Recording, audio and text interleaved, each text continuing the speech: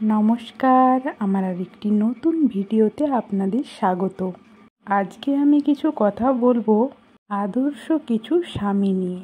হ্যাঁ, আমার স্বামী, যে আমার সব ইচ্ছেই পূরণ করে, না চাইতেই অনেক কিছুই দিয়ে ফেলে। কোনো দিন কোনো কিছুর অভাব রাখেনি, বাবার মতোই। তার সাথে যে আমার আত্মার সম্পর্ক তৈরি হয়ে গেছে। আপনি দেখবেন কোনো স্বামী স্ত্রীর মধ্যে কোনো বিষয় নিয়ে তারা মুচকি হেসে যাচ্ছেন। কী কারণে তারা দুজন হাসছেন কেবল তারাই বলতে পারেন। স্বামী স্ত্রীর সম্পর্ক তো এমনই হওয়া উচিত, যেটা আমাদের হয়ে গেছে, আত্মার সম্পর্ক।